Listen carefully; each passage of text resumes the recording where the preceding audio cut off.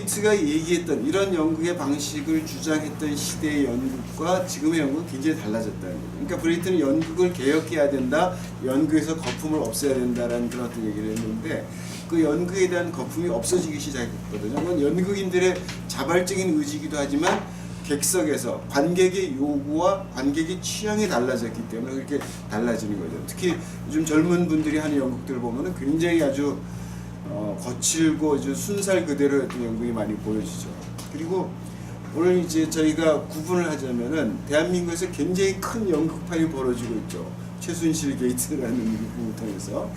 그래서 보면 태극기 부대하고 촛불 부대가 구분되잖아요.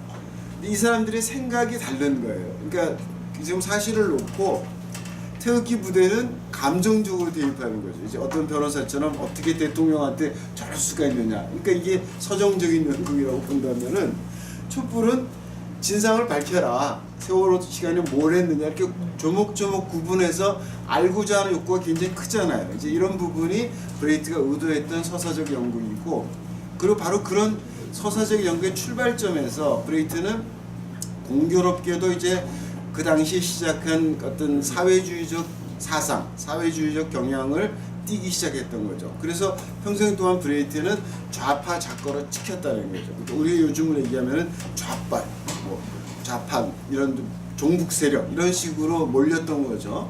근데 아까 저기 했듯이 막스 프리시는 브레이트는 그런 사람이 아니다. 좌빨도 아니고 종북도 아니다. 굉장히 탐욕적이고 굉장히 그 향락적인 인간이다라고 얘기를 했어요. 근데 아무도 이 얘기를 받아들이지 않았어요. 근데 지금 와서 다시 브레이트를 되돌아보면은 아, 충분히 그럴 수 있겠구나라는 요소들이 상당히 많이 보입니다. 특히 브레이트가 이제 그 아까 얘기했던 이론서에서 연극이 갖고 있는 그 큰 기능 중에 하나는 사람들에게 즐거움을 줘야 된다. 그러니까 오락적인 기능을 해야 된다라고 얘기를 했는데 그걸 사람들이 받아들이지 않고 브레이트 역을 굉장히 진지하고 아주 골치 아픈 관념적인 연극으로 많이 만들었거든요. 근데 그걸 바꿔가지고 관념적인 얘기를 굉장히 재미있게 즐겁게 전달할 수 있어야 된다라는 거. 이런 부분에서는 아마도 최근에 연출자로서 활동하고 있는 고선웅이라거나 박근영 씨라거나 이런 사람들이 바로 브레이트처럼 즐겁게 아주 무거운 얘기를 굉장히 가볍게 전달해 주는 역할을 하고 있다는 거죠. 그래서 우리는 이미 브레이트가 먼 곳에 있는 것이 아니라 한국 연극에 굉장히 가까이 와 있는데 가까이 와 있는 그곳 중에서 과연 브레이트적인 것이 무엇인지를 밝혀내는 것이 중요한 것이 아니라 그렇다면 앞으로 한국 연극은 어떤 방향으로 가야 될 것인가, 어떤 표현의 방식을 새로 이제 개발해내야 될 것인가를 확인하는 게 더 중요할 것 같아요. 그 다음에 이제 아리스토텔레스적인 어떤 부분에 있어서는 자유의지의 충돌이 극정회귀를 추진시킨다는 거죠. 즉 내가 대체적으로 많은 사람들이 햄릿 같은 유형이 내가 사느냐 죽느냐 그것이 문제인 거죠. 내가 어떻게 결정하느냐에 따라서 극적 사건을 만들어 나가는 것이죠. 하지만 브레이트의 연구에 있어서는 경제적, 사회적, 정치적 힘의 관계 속에서 결정을 하게 된다는 거죠. 그러니까 나의 의지보다는 정치적 상황, 혹은 사회적 상황, 혹은 경제적 입장에 따라서 자신의 행동을 결정하게 된다는 거예요. 굉장히 기회주의적으로 보이지만 이것이 굉장히 합리적으로 보여진다는 거예요. 그리고 벌써 우리는 이미 이런 세상을 살고 있다는 것이죠. 연극에 나오는 대부분의 사람들이 자신의 의지에 따라서 행동하기보다는 환경에 따라서 행동하는 것을 보고 있다는 거예요. 제가 지금 얘기하는 것 가운데서 두 가지, 관객의 비판적인 사고를 끌어내는 연극과 관객이 행동으로 움직일 수 있도록 유도하는 연극이 우리에게는 없어요. 그러니까 브레이트의 서사극에서는 요구했었고 우리가 거의 문의는 거의 브레이트의 서사극과 비슷하게 가고 있지만 우리는 그런 연극을 하지 않는다는 거죠. 그러니까 대부분 상당히 많은 그 세월호 관련된 연극 이런 걸 하더라도 마지막에 전부 또 감동으로서 끝나고 거기에 끄떡이면서 맞아 그래서 세월호는 비극이야라고 끝나는 거죠. 그러면 안 된다는 거예요, 브레이트 얘기는. 근데 이제 그 안 되기 위한 대안으로서 우리가 사회적 행동, 사회적 어떤 그 부분으로 가는데 사회적 부분이 아닌 연극적으로 어떻게 행동할 것인가에 대한 답을 브레이트를 요구했었던 거고 실질적으로 브레이트가 죽기 전에 베를린 앙상블도 공연을 수없이 많이 했지만 브레이트가 요구한 이런 그 관객의 행동선까지 끌어내지 못했다는 거죠. 여러분들이 잘 알고 있는 용감한 어머니와 그의 아이들이라는 부분이 있죠. 그래서 브레이트는 그 용감한 어머니에 나오는 그 엄마를 굉장히 비난하도록, 관객들이 저런 여자 때문에 우리 사회가 안 된다, 우리 사회에서 저런 여자를 없애야 된다라고 그 작품을 썼어요. 그러니까 그 작품에 나오는 용감한 어머니라는 여자는 아주 나쁜 여자로 관객들이 이제 인식을 해야 돼요. 그래서 이 세상에 있는 모든 어머니들의 생각을 바꿔야 되는데 관객들은 전혀 그렇지 않은 거죠. 엄마가 불쌍하다, 오죽했으면 그 애들을 다 저렇게 잃었을까 하고 눈물을 흘리기 시작했대요. 브레이트는 여기서 이해를 할 수가 없었던 거죠. 자기가 의도했던 것은 저렇게 나쁜 엄마를 통해서 저런 나쁜 엄마들이 이 세상에 생겨나지 않기를 바라고, 많은 사람들이 그 당시에 이제 우리도 마찬가지입니다만 교육의 문제는 대부분 엄마의 문제가 많이 있죠. 그러니까 그 당시에서도 이제 독일 사회에 있어서도 어머니들이 갖고 있는 그 너무나 그 이기적이고 자기 자식만 챙기는 이런 사고 때문에 독일 사회가 그 무너지는, 도덕적으로 타락하고 이제 굉장히 그 제한되는 그런 부분을 언급을 했었는데 그게 변화할 수 없다는 거죠.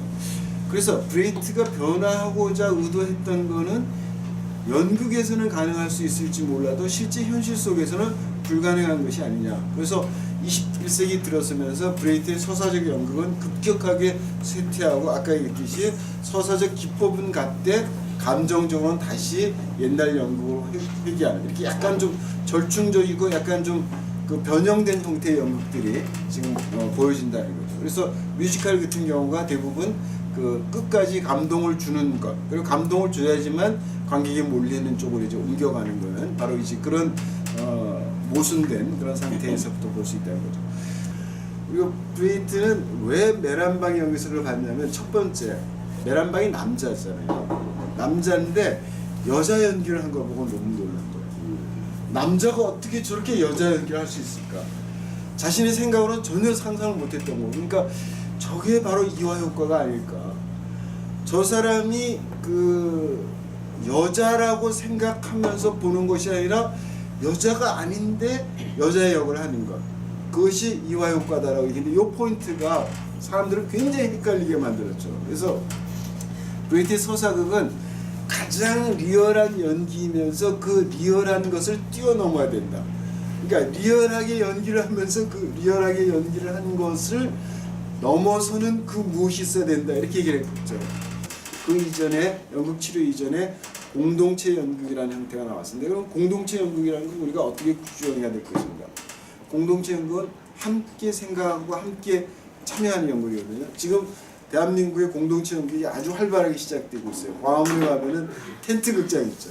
그게 바로 공동체 연극이거든요. 그 텐트 극장에 오는 사람하고 그래서 표현하는 사람들은 다 광화문에서 함께 어떤 동일한 생각을 갖고 있다는 거예요. 그러니까 그런 형태의 공동체가 형성되어져 있다는 것. 이제 이런 부분들이 우리가 어떤 연극이 어떤 향유의 대상에서부터 실용적이고 기능적인 쪽으로 옮겨가는 그런 어떤 시점이 있다는 거예요. 브레이트가 가장 영향을 받은 건요, 얼빈 피스카토르라고 연출자가 있는데요. 이 사람이 1920년대 베를린에서 활동을 했었어요.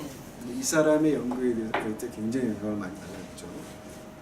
이 피스카토르라는 사람은 이제 뭐 60년대까지 서독에서 활동을 했었고, 그러니까 브레이트는 동독에서 활동을 했었고 피스카토르라는 사람은 서독에서 활동을 했었어요. 그리고 이 사람은 그 바이마르 공화국 시대 1910년 20년대에 그 독일의 그 아주 굉장히 혼돈스러운 시절, 요즘 우리나라하고 거의 비슷한 그런 상황인데, 그 시대 때 노동자들을 위한 선전 연극을 굉장히 했던 사람이에요. 그리고 이 사람이 미국으로 망명을 갔다가 다시 왔는데, 이 사람은 사회주의자로 찍히질 않아가지고 서울에서 활동을 할 수가 있었던 사람이죠. 그래서 그다음에 브레이트가 영향을 받은 사람, 이 사람 외에 막스 라인하르트라는 사람이 있어요. 막스 라인하르트라는 사람이 이제 비엔나에서 이제 쭉 활동을 하다가 독일까지도 활동을 했어요. 두 사람의 영향이 굉장히 컸었죠. 근데 브레이트는 여러 글에서 어벤 피스카토르에 대해서는 언급했고, 메이어 홀드도 굉장히 중요하게 봤는데, 막스 라인하르트는 굉장히 경멸하고 무시하고 막 이제 비난을 많이 했어요. 저런 젖따위 연극을 하고 있는 하면서 굉장히 그 불화통을 많이 터뜨리는 그런 어떤 기록도 좀 보여요. 게스투스라는 것은 오늘날 그 상당히 많은 사람들이 알고 있는 행동주의 심리학이라는 게 있어요. 이 행동주의 심리학은 미국에서도 FBI가 얘기했는데 범죄자를 갖다가 신문하게 될 때 범죄자들의 어떤 행동의 모습을 보고 이 범죄자들의 내면 심리적인 상태를 찾아내는 그 기법이거든요.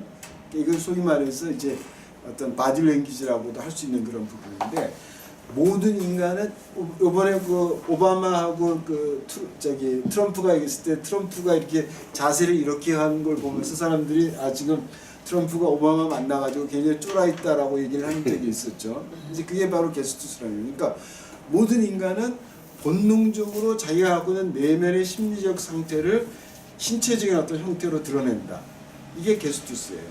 그러니까 그 게스투스는 사회적 신분에 대한 몸짓 언어라고 이제 얘기할 수가 있거든요. 그러니까 이 게스투스가 굉장히 중요하고 이 게스투스를 조금 과장하고 극대화시켜서 보여주는 것이 이화 효과를 찾아내기 위해서 굉장히 중요한 방법이다라고 얘기하는 거예요.